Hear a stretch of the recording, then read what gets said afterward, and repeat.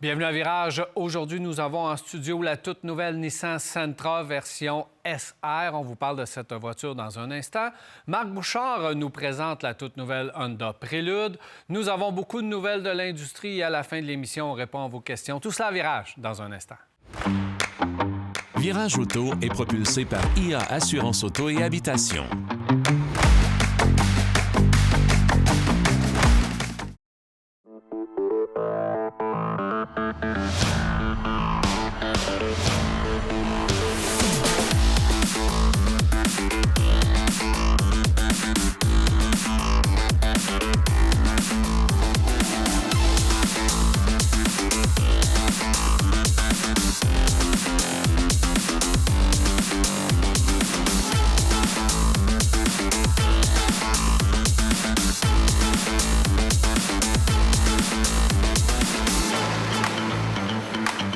J'ai le plaisir d'avoir avec moi en studio aujourd'hui Marc Bouchard et Jacques Bienvenue. Salut, messieurs. Salut, Annette. Comment ça va? Oui, bien, merci. Ça va bien? Oui. Vous avez de l'air en forme. On a de l'air, en tout cas. Vous avez de l'air en forme. Je ne sais pas si vous l'êtes, mais vous avez de l'air en forme. Et c'est le fun. Merci beaucoup d'être là, messieurs. On va parler tout de suite de la voiture que nous avons en studio, la Nissan Sentra. Faut dire que dans les berlines, dans les dernières années, c'est peut-être un peu la mal-aimée. Alors, Nissan devait faire de quoi avec cette voiture? On devait essayer de stimuler un peu les ventes et d'attirer l'attention sur la voiture. Alors, qu'est-ce qu'on a fait? C'est qu'on a pris cette voiture-là et on l'a redessinée. On a gardé la base, mais on l'a redessinée avec un devant beaucoup plus proéminent. Lorsqu'on voit cette voiture-là, on la voit. On a redessiné l'intérieur, mais, messieurs, est-ce qu'on en a fait assez pour dire aux gens d'aller vers cette voiture? Le problème de la Sentra, en fait, c'est qu'elle est dans une catégorie qui est extrêmement compétitive. Il faut rappeler que ses principaux rivaux, c'est quoi? Bien, c'est la Honda Civic, c'est la Mazda 3. Alors, évidemment, la Corolla. La Toyota Corolla. Donc, on se retrouve vraiment face à des ténors, face à des véhicules qui sont établis, qui ont leur clientèle et qui ont fait la preuve de leur qualité. T'sais, on a beau dire que la Mazda 3 n'a pas changé de look depuis 10 ans, n'empêche que c'est encore une voiture qui est exceptionnelle, qui est dynamique et qui est le fun à conduire. Marc, l'Elantra, la Coquette. Oui. C'est deux nouveautés. Deux autres nouveautés qui ne sont pas piquées des verres. Exactement. Alors, on est dans un créneau extrêmement compétitif.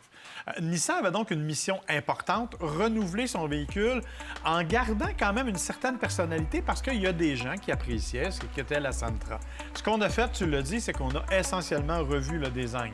La mécanique, je vais laisser Jacques en parler, ça n'a pas bougé. On est encore avec ce qu'on nous proposait auparavant. Mais là, on arrive avec un style qui est beaucoup plus raffiné, beaucoup plus agréable, beaucoup plus imposant aussi que certaines de ses rivales, justement. Donc, ça, c'est peut-être ce qui va attirer l'attention. Tu as parlé de la partie avant, elle est vraiment complètement différente. La partie arrière, on l'a un peu remaniée aussi. On a amélioré un petit peu l'accès à l'espace de chargement, même s'il y a encore des défauts, puis que le seuil est très haut, puis que le coffre ne s'ouvre pas assez grand pour vraiment maximiser son usage. On l'a amélioré, je trouve. Mais on l'a amélioré. Et on doit dire que celle qu'on a en studio, c'est la version SR, qui est la version la plus haut de gamme. Donc, c'est celle qui a aussi un look un peu plus sportif, un peu plus dynamique. Elle a des jantes particulières. Donc, on a fait un beau travail. À l'intérieur, même chose. Évidemment, écoutez, je suis obligé de vous dire qu'on est en train de devenir à peu près tout pareil à l'intérieur. Les doubles écrans avec le système d'infodivertissement. Cas particulier, il n'y a pas de système de navigation embarqué dans la Sentra. Vous devez absolument connecter votre téléphone intelligent pour être en mesure de l'utiliser. Donc, on aime ou on n'aime pas. Moi, je suis toujours branché sur mon téléphone, mais je sais qu'il y a des gens qui ont un peu plus de difficulté avec cette notion-là. Donc, ça, c'est un élément à considérer. Un bon point de la Sentra, ce sont les sièges. Les sièges zéro gravité de Nissan, ça fait des années qu'on en parle. Puis à chaque fois, je trouve qu'ils sont confortables. Écoutez, moi, je me suis tapé la route 66 en 16 jours. C'est 4200 km en 16 jours dans une voiture équipée de sièges zéro gravité. Et je peux vous dire que je n'ai pas eu mal nulle part. Alors, on a amélioré ces sièges-là dans la nouvelle Nissan Sentra et on en a même mis à l'arrière. Donc, ça veut dire que même les passagers, maintenant, disposent de cet élément-là. Donc, est-ce que tout ça, c'est suffisant pour attirer une nouvelle clientèle? Peut-être. Bon, il y en a qui vont hurler parce qu'on n'a plus de boîte manuelle, mais en termes de look, je pense que la voiture est bien réussie. On a fait un bon travail. Reste à voir ce que les performances vont donner. les performances. Mais peut-être que, bon, si on veut parler des défauts, les sièges zéro-gravité, pour revenir là-dessus, c'est qu'il n'y a aucun point de pression. Donc, le poids est réparti également sur tout le siège, ce qui fait en sorte qu'on ressent moins la fatigue sur une longue route, puis c'est vrai qu'ils sont ultra confortables. Jacques, peut-être qu'on aurait pu améliorer certains points, notamment peut-être un petit peu la qualité des matériaux utilisés. Oui. Bien, premièrement, ce qu'on a ici, c'est la 2026 qui a été présentée fin 2025. C'est une voiture fabriquée au Mexique. L'assemblage est correct avec les matériaux corrects qu'on y a donnés. Alors, la qualité des matériaux, selon moi, c'est pas les meilleurs. Et l'isolation est assez au minimum dans la voiture. Limité. Quoique, lorsqu'on roule sur la voiture, sur route, c'est quand même pas bruyant tellement que ça à l'intérieur. Il y a d'autres voitures dites plus haut de gamme qui sont plus bruyantes que ça. Alors, cette voiture-là, qui est, comme je disais, c'est la 9e génération. Première génération, 1982. Alors, ça fait longtemps que ça roule, les Sentra. Et ça a été extrêmement populaire pendant des années. T'achetais une Sentra, là. Moi, je connais quelqu'un qui partait de la région de Green Bay avec un Sentra, avec une petite roulotte en arrière, traversait les Rocheuses, revenait avec ça. La voiture était arrangée comme ça. C'était pas tuable. Les nouvelles, ils en ont perdu au cours des années. Et c'est malheureux parce que c'était une voiture très, très bien et très reconnue. Alors, il s'en est vendu en 2024 au Québec 3269. J'ai été surpris. Je ne pensais pas qu'il s'en serait vendu autant que ça. Il s'en est vendu au-delà de 11 500 au Canada. Alors, c'est quand même un chiffre intéressant.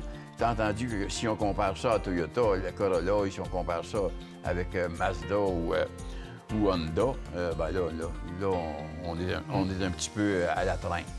Alors, c'est une voiture fiable. On ne peut pas chialer au niveau de la fiabilité de ce véhicule-là. Petit moteur 2 litres, 149 chevaux, accouplé à une boîte CVT.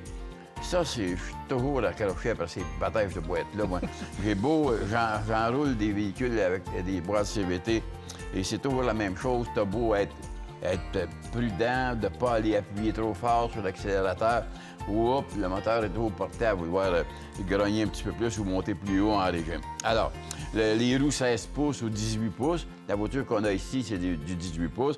Pour avoir sur l'autre de 16 pouces, il faut aller dans le modèle de base, par exemple. Et ça ne changera pas vraiment de quoi, parce que la tenue de route, tout ça, avec du 18 pouces, c'est très bon. Le réservoir de carburant, 45 litres, 45,4 litres pour le réservoir de carburant.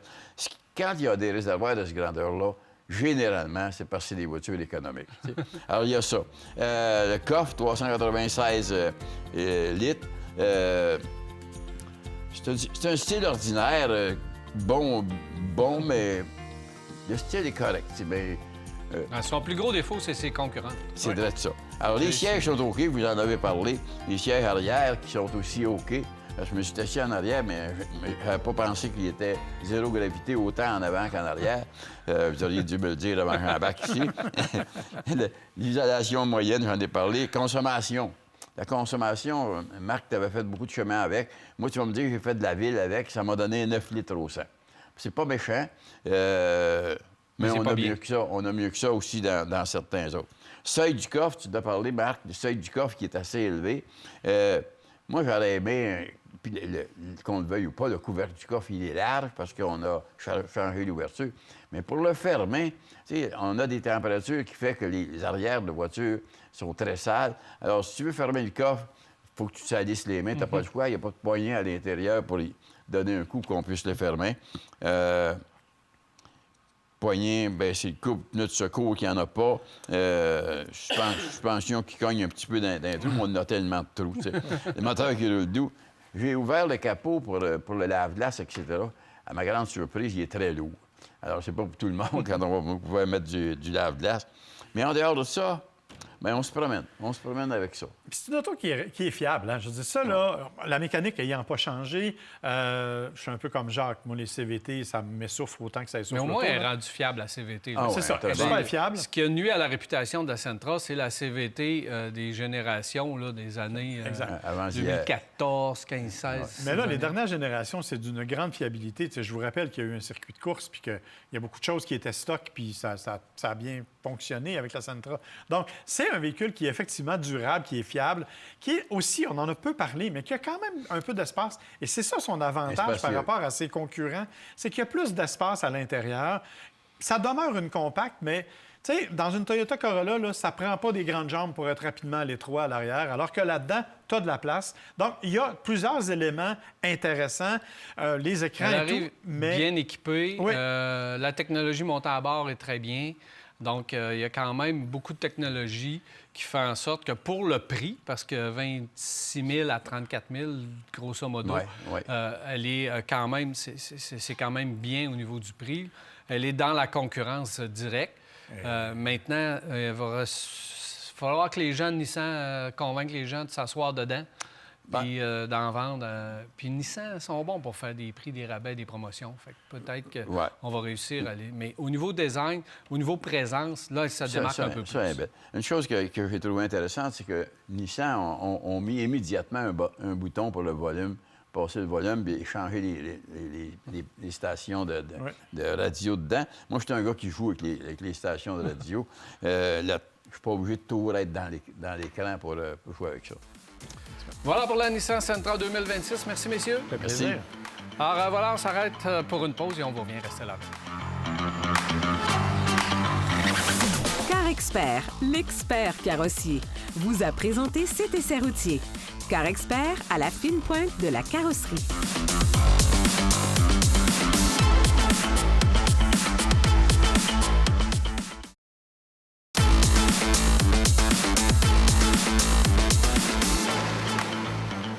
« 30 ans, 4 générations et une fin de carrière aussi discrète qu'un stagiaire qui rend son badge un vendredi après-midi, l'Audi A8 grande berline de luxe lancée en 1994 vient d'être purement et simplement rayée du catalogue Audi et personne ne l'a vraiment remarqué. Revenons un instant en 1994. Audi débarque avec une grande berline haut de gamme, la poitrine bombée et annonce en substance « Nous aussi, on sait faire des limousines pour les gens importants ». C'était ambitieux, c'était courageux, c'était, il faut le dire, plutôt réussi. Pendant des années, l'A8 a incarné le sommet de la gamme Audi. La version actuelle de l'A8 avait été lancée en 2017. En 2021, elle a eu droit à un restylage et depuis, plus rien. Le résultat est forcément assez cruel. Au sein même de la gamme Audi, l'A8 est apparue dépassée face aux nouvelles A6 et A5, aussi bien en termes de design que de technologie embarquée. Du côté des ventes, les chiffres sont éloquents dans leur tragédie. En France, il s'est vendu en 2025 13 Audi A8. 13, certes, 13, c'est plus que le nombre de saisons de Top Gear France, mais pour comparaison, sur ce même marché français, Mercedes a écoulé 203 classes S. Mais il faut le dire, en plus du malus, les grandes berlines de luxe souffrent d'un mal profond et ce mal s'appelle le SUV.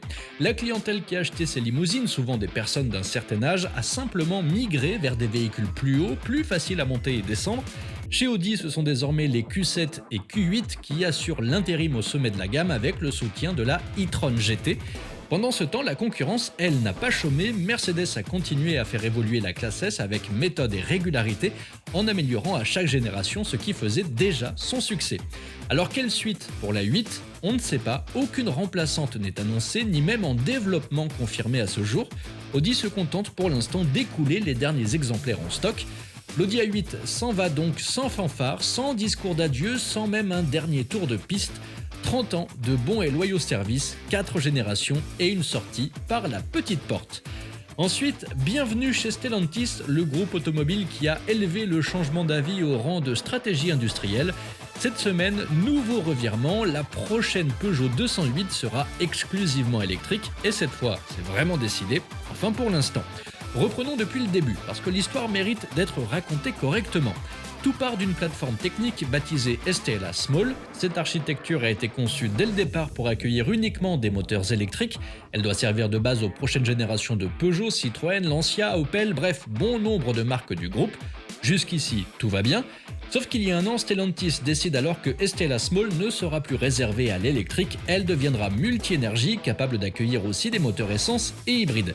Une décision qui semblait sur le papier pleine de bon sens commercial, mais sur le papier seulement.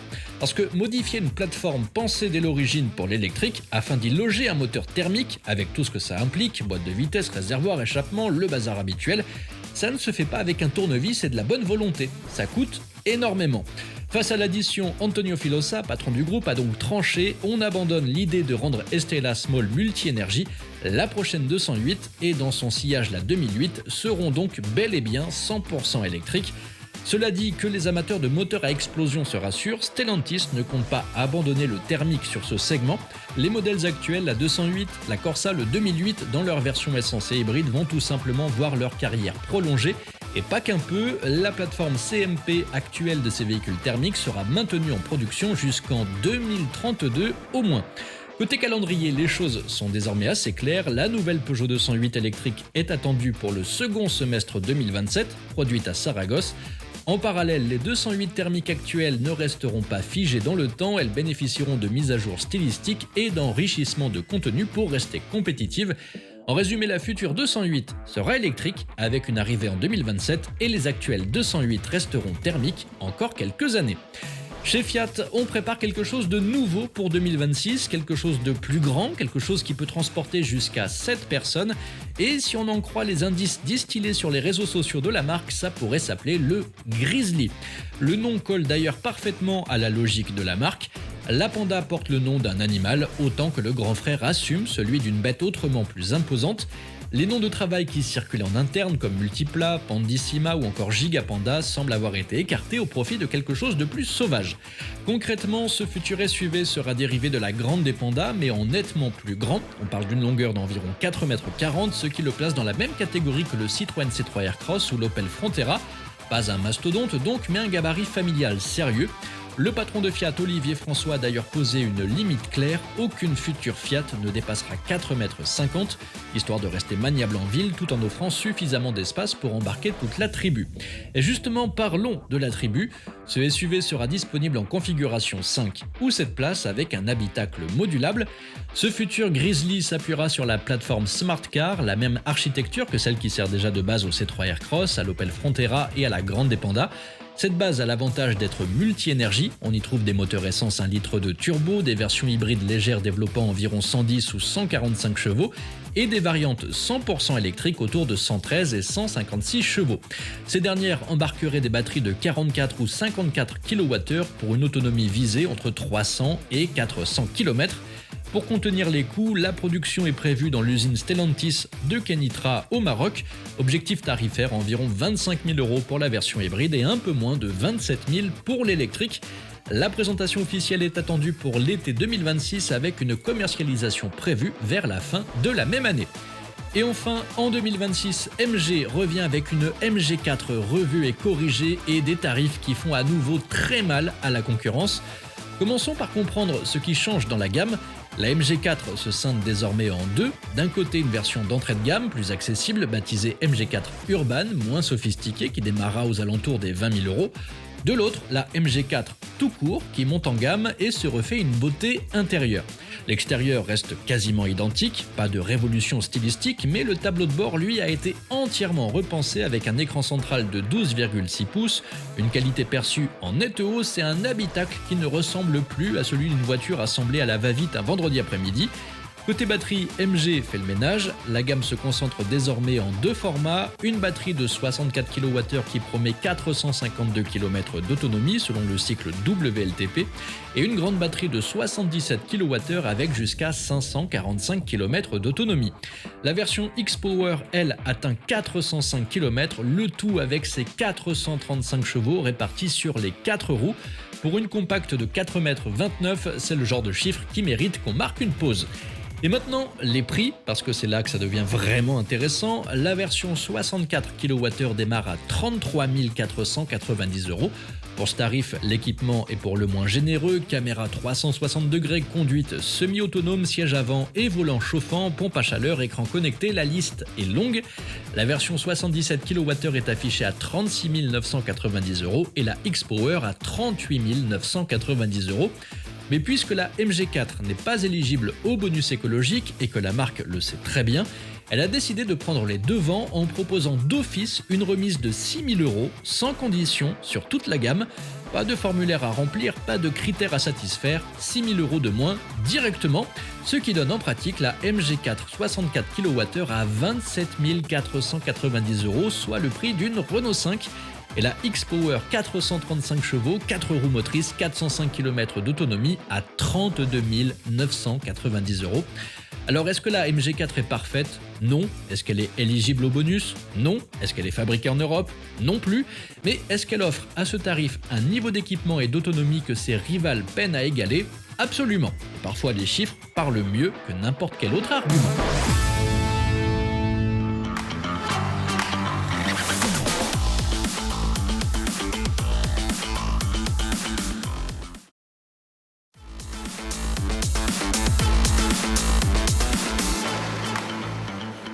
Nous sommes de retour, c'est le temps des nouvelles de l'industrie avec Marc Bouchard. Marc, tu commences avec quelle nouvelle? Je commence avec Nissan et le e-Power. Oh. On connaît le e-Power parce que ça fait longtemps que ça existe quand même au Japon et ailleurs. En gros, le e-Power, c'est, mettons, un hybride branchable avec prolongateur d'autonomie. Hein, on pourrait parler de ça. Nissan, ça fait longtemps qu'on nous dit qu'il va arriver chez nous. Là, on arrive avec le premier véhicule l'année prochaine, qui va être le Nissan Rogue. Les premières éditions sont sorties, on l'a montré, donc on sait où on s'en va. Sauf que ce n'est que le début. Et il semble que Nissan aurait de grands projets pour son e-Power et voudrait multiplier le nombre de véhicules dans lequel ils vont intégrer ce système-là.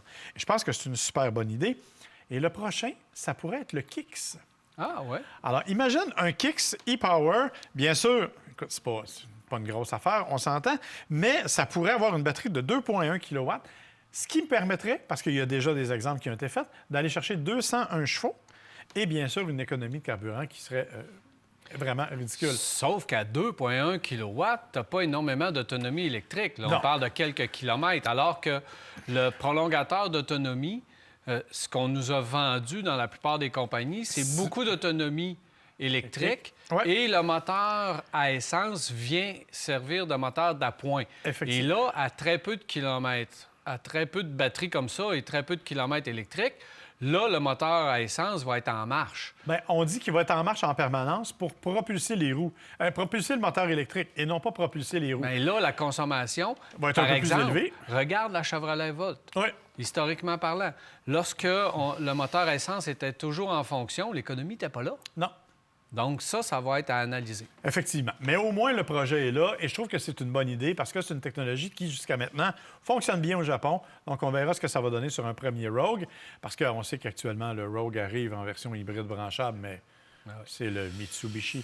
Fait que là, la guerre va arriver. Qui va arriver le premier? Là? Est-ce que RAM va le sortir un jour, son RAM rêve? On attend toujours, comme le Ford qui est supposé C'est arriver. un an et demi qu'on l'a présenté, là, le RAM. Ford est supposé arriver aussi avec un véhicule du même genre.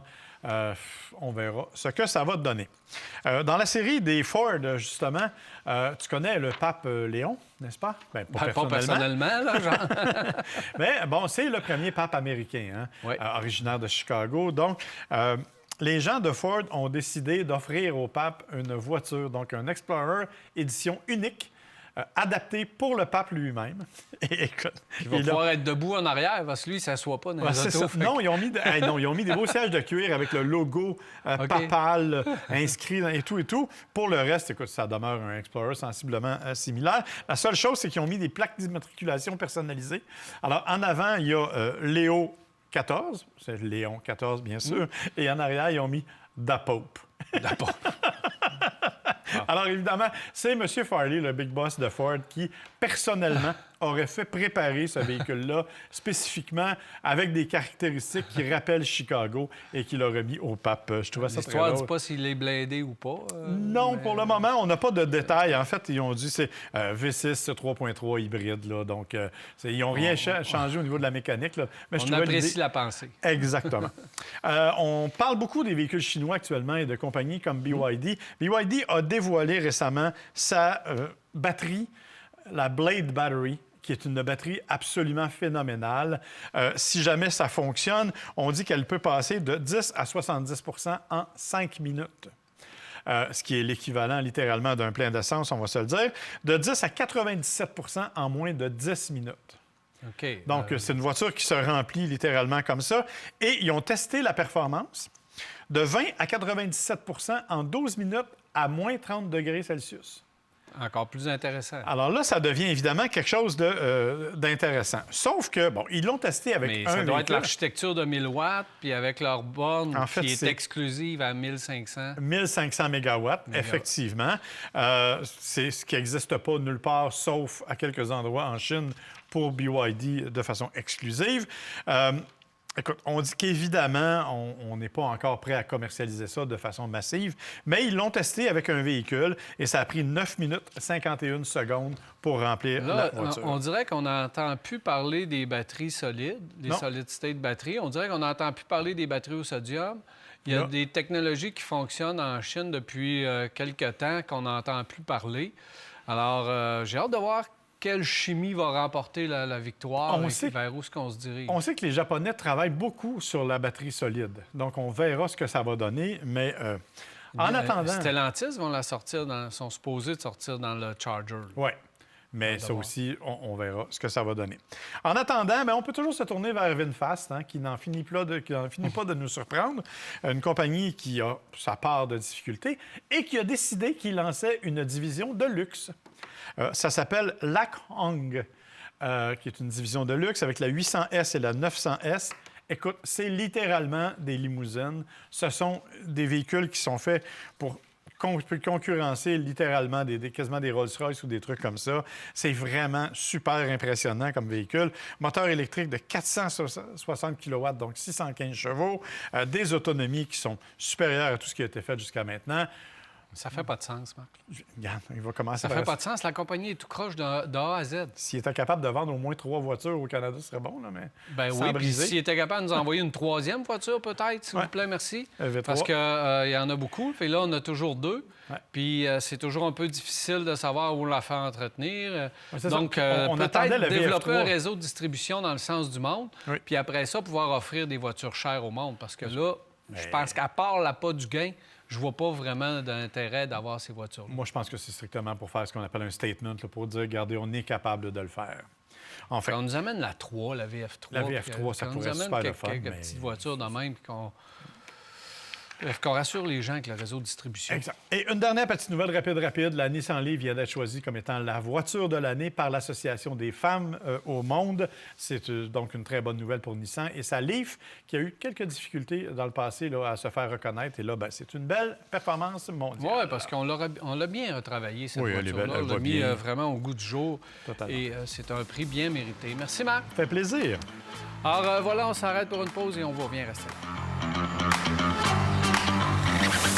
Ce segment est une présentation du réseau des garages recommandés CAA Québec et de B-Lepage Autoservice. Visitez caaquebec.com pour trouver votre garage.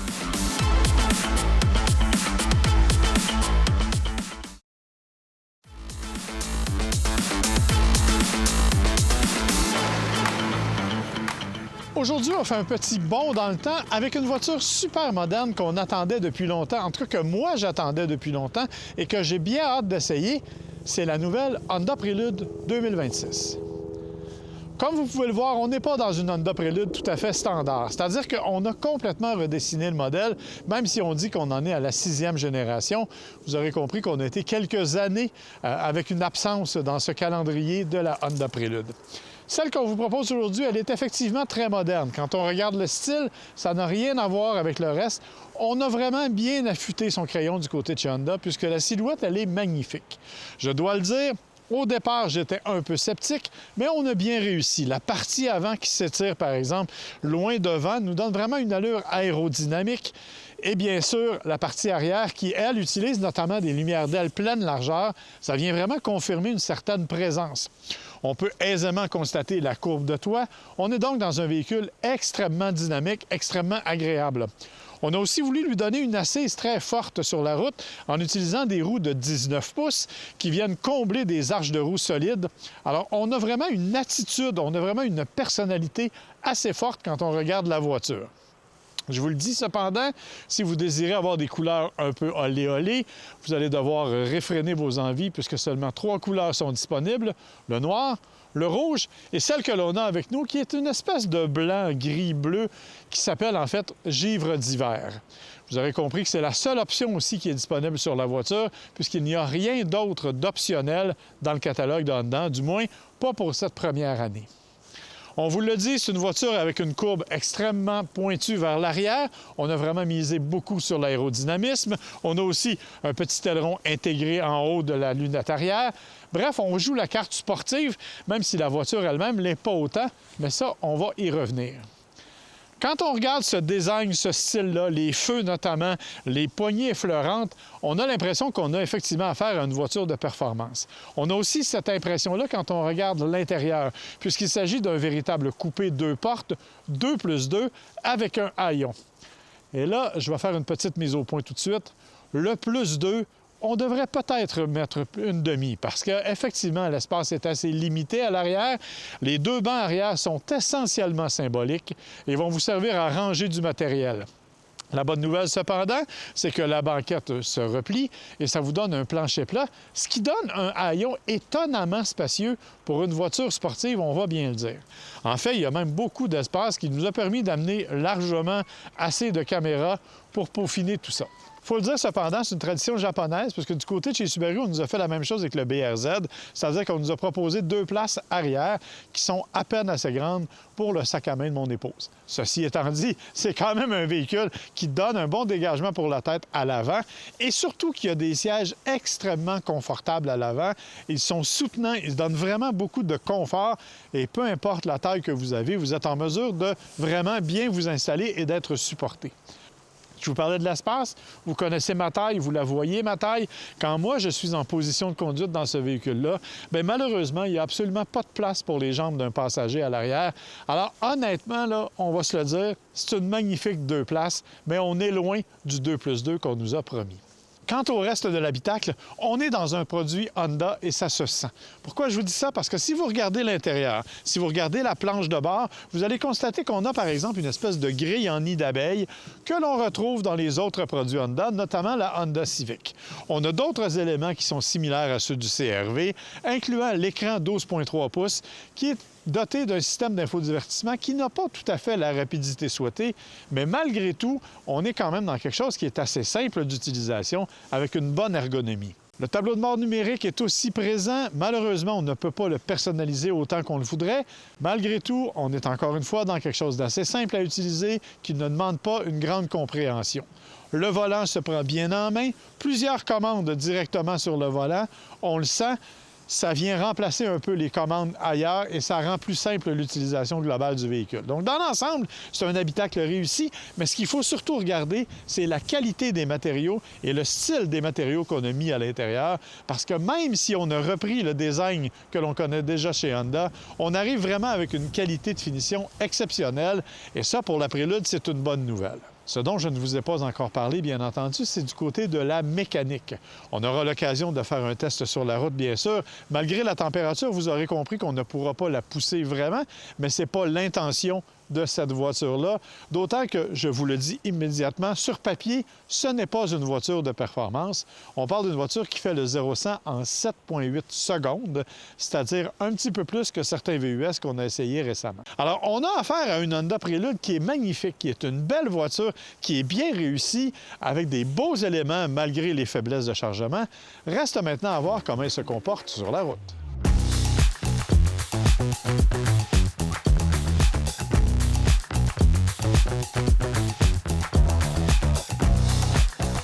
Alors Alors là, c'est évidemment le moment de parler du cœur de cette voiture-là, la Honda Prelude, c'est sa motorisation.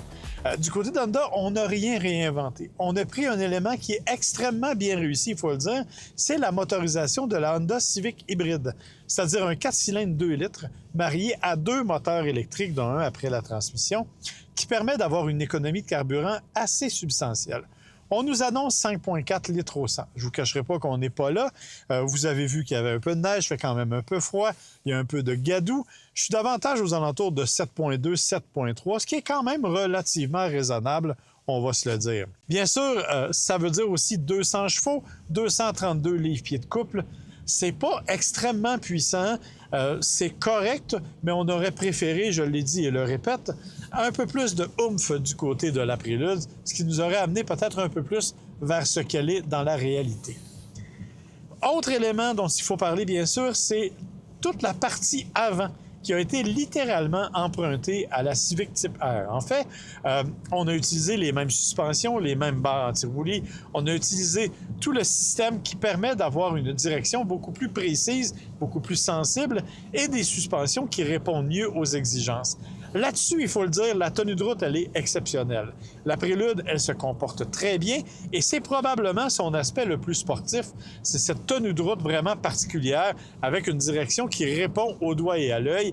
C'est ce à quoi on s'attend quand on a une voiture de performance et ça, c'est bien fait.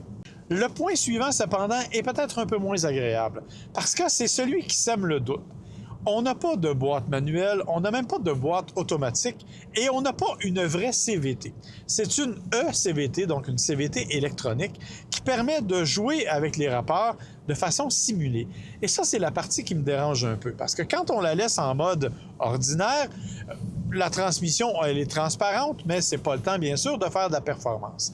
On a 2 autres modes de conduite, un mode GT et un mode sport, qui permettent notamment d'activer les palettes derrière le volant, qui autrement servent à doser la récupération d'énergie au freinage. Parce que c'est une hybride, mais c'est une hybride traditionnelle, avec une batterie 1,1 kWh. On peut récupérer l'énergie au freinage, ce qui fait que quand on est en ville, on roule vraiment en mode électrique sur de courtes distances. Le mode hybride va être à vitesse de croisière, et quand on est sur autoroute, c'est le moteur à essence. Autrement, avec la transmission, on peut effectivement devenir ou faire semblant, si vous voulez, de changer les vitesses. C'est vrai qu'on voit le régime moteur qui change. C'est vrai qu'on entend la sonorité simulée par ailleurs, je dois le dire, qui sort par les haut-parleurs. Oui, ça change, mais au niveau de la sensation de conduite, il n'y a pas de réel changement. En fait, on a l'impression que c'est toujours la même transmission qui fait un peu s'étirer. Et ce qui me dérange, en fait, c'est qu'on n'est même pas capable de vraiment la manier comme on voudrait, parce que quand elle monte trop haut ou en rétrogradation, c'est la voiture qui décide des changements malgré notre effort. Alors évidemment, c'est pas tout à fait aussi au point qu'on le souhaiterait. Malgré tout, c'est un bel effort. C'est le mode S+. On appuie simplement sur le bouton et ça nous permet d'activer cette fonction-là, notamment dans les modes sport. Alors, dans l'ensemble, c'est une voiture qui offre une bonne performance, qui offre un bon confort. Vraiment, on est bien supporté. Je ne vous cacherai pas qu'il y a certains éléments du design qui sont plus compliqués, notamment la visibilité 3/4 arrière, où les angles morts sont presque dangereux quand on est dans des conditions plus difficiles. Mais dans l'ensemble, c'est vraiment une voiture qui nous offre une performance honorable et honnête sur la route, mais elle n'offre pas la performance puissante à laquelle on s'attendrait. Écoutez, c'est quand même agréable, c'est quand même une voiture qui nous permet de faire de longues randonnées sans souffrir, et c'est une voiture qui nous permet, quand on veut vraiment pousser, de s'amuser un petit peu dans des conditions peut-être un peu plus dynamiques. Mais non, ce n'est pas la voiture de performance de vos rêves. Elle va quand même faire le travail. Je vous dirais, et là, ça c'est peut-être pas gentil, mais c'est la voiture pour les baby boomers comme moi qui ont envie de se donner l'impression qu'ils conduisent une voiture sport. Un autre bon mot aussi pour le système de freinage, ce sont des freins Brembo qui sont d'ailleurs marqués de bleu quand vous regardez les étriers. On a quelques touches de bleu comme ça à gauche et à droite, notamment à l'avant et à l'arrière, qui viennent distinguer la Honda Prélude. Eh bien, ces freins-là sont extrêmement efficaces et ils font un très, très bon travail. Dans l'ensemble, c'est donc une tenue de route qui est à peu près impeccable. Il manque juste le petit peu de frisson auquel on pourrait s'attendre d'une voiture de cette nature-là.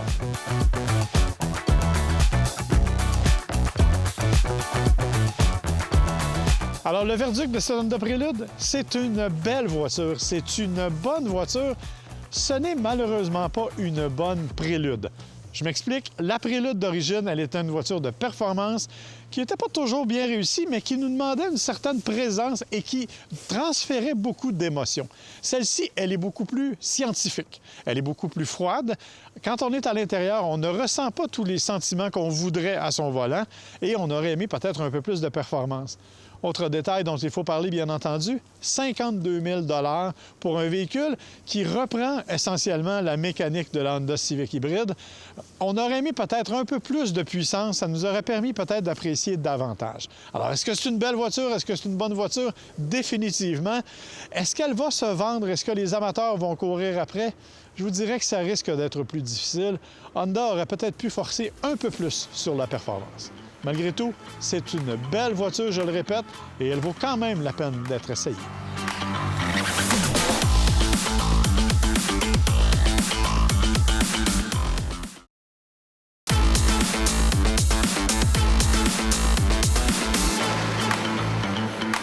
Voici de retour 670-9078, poste 230 ou encore virage à telemac.tv ou via notre Facebook. C'est les façons de nous rejoindre, nous poser vos questions. Merci de le faire en grand nombre.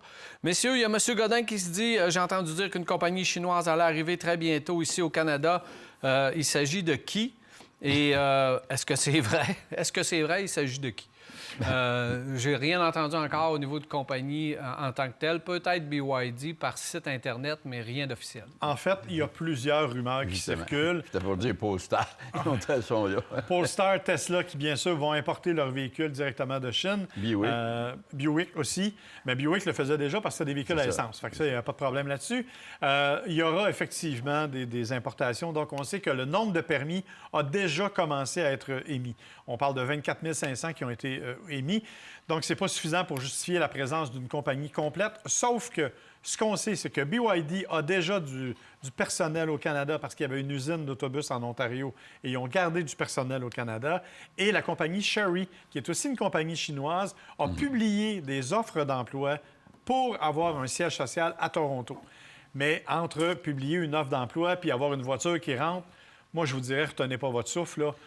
Ça va prendre pas mal plus de permis que 24 000 pour attirer quelqu'un comme ça. Bien, c'est toujours le nerf de la guerre demeure le réseau de distribution, puis où on fait entretenir notre voiture. Si on passe par des compagnies connues, comme Jacques dit, Polestar, Volvo et les autres qui proposent des voitures construites en Chine, ça, c'est correct, parce qu'on sait où on est. On a un réseau de concessionnaires, un réseau de pièces. Avec la compagnie qui va s'installer, si elle s'installe par site Internet, parce qu'on a toujours VinFast dans la tête, on a toujours Rivian que c'est so-so. Alors, il faut s'assurer que les gens qui vont acheter ou commander par Internet des voitures ne soient pas laissés à eux-mêmes. Puis ça, il faut faire attention parce que c'est pas toujours à l'unanimité non plus, les sites Internet. Tu me diras que c'est déjà associé, mais prends l'usine Scout Motors, la vente Scout Motors aux États-Unis, ils ne sont pas capables d'ouvrir parce que les concessionnaires Volkswagen les poursuivent pour les empêcher. Alors, c'est pas fait, là. C'est pas demain à la veille que ça va se régler rapidement. C'est un dossier à suivre, donc rien de concret pour l'instant, M. Godin. Est-ce qu'il y a une familiale voiture électrique, 100 électrique, qui va arriver bientôt? Donc, une voiture de type familial, 100 électrique. Rien de prévu. Non. Honnêtement, je vous dirais que la partie plate, c'est par exemple la EV4 dont on a parlé la semaine dernière. Il existe une version hatchback un peu allongé, mais on ne l'aura pas chez nous. Donc, il en existe quelques-unes, mais il n'y a personne qui, jusqu'à maintenant, a manifesté l'intention d'amener une vraie familiale électrique au pays. La plus proche, je vous dirais, c'est quelque chose comme le Ioniq 5, qui est limite, ou un V6, là, mais qui n'existe plus. Mais toujours le toit fuyant en arrière, mais jamais un toit qui se poursuit. Justement. Non. Fait que pour l'instant, pas grand-chose de ça. Tu sais, Toyota BZ aussi est un peu dans ce style-là, mais il manque un peu d'auteur au niveau du haillon pour en faire une vraie familiale. Ah, bien peut-être BZ Woodland. BZ Woodland, on est vraiment pas loin de ça, là. Ah, ouais, peut-être. Si... BZ Woodland, allez voir si on prend pas les pneus hors route, on est pas mal dans la familiale. Et son penchant Subaru, que j'oublie tout le temps le nom, Trail Seeker? Le Trail Seeker. Trail Seeker, peut-être, ça serait des véhicules, même s'ils ont beaucoup de plastique. Ils ont beaucoup de plastique. Hein? Eh bien, ils doivent avoir la Subaru, on manufacture. a un rabais sur le plastique. Oui, certain, Avec Toyota, Ou c'est incroyable. ils ont des actions dans une compagnie quelque Ouais, part. c'est clair qu'ils ont acheté une compagnie de plastique, là, je peux pas croire. Genesis GV80 coupé. Et Paul, il dit, est-ce que ce véhicule-là va bien vieillir comme Jacques? Oh! Définitivement. Oh, il y a quelque chose qui se Définitivement. trame ici, là. Est-ce qu'il va bien vieillir comme Jacques? Oh, Ouais. mon Dieu. Il dit, est-ce que c'est correct de payer 100 000 pour un véhicule coréen, le GV80 coupé? Là? Moi, je vous dis, allez-y. Il n'y a rien à dire sur ce véhicule-là. Il va Ils sont bien, très bons, il est stable. hein? Il est Une grande fiable. La qualité. mécanique semble fiable. C'est sûr qu'il y a 2 turbos, là, si on prend la modèle... Ben, le coupé est un peu plus puissant, donc effectivement, on arrive Ouais. avec le biturbo. Puis Bonne garantie, bon service. puis c'est un véhicule dont l'assemblage est absolument impeccable. Les matériaux, moi, je tout. vous dirais, oui, si vous êtes dans le marché des VUS de luxe. Puis le service qu'il y a d'attaché à ça, là, c'est incroyable. c'est Ils un viennent bon chercher la voiture chez vous, la reconduire, etc., etc. Moi, je trouve que c'est une superbe de voiture. Est-ce qu'elle va bien vieillir comme moi? Bien, puis On verra. là où J'ai le failli point demander d'interrogation, si c'est elle de avait payer 100 000 pour un véhicule coréen. Je vais vous dire que oui, il va perdre de l'argent, votre véhicule. C'est sûr que Genesis n'ont pas encore la valeur de revendre à un niveau de Lexus.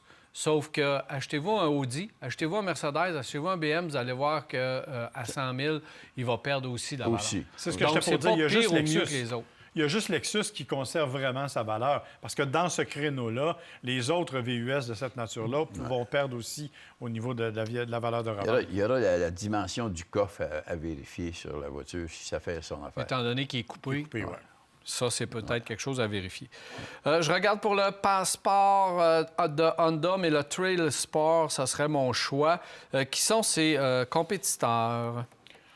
Ben, le compétiteur, ça va être le Pathfinder, qui va être un... Rock Creek. Le Rock Creek, là.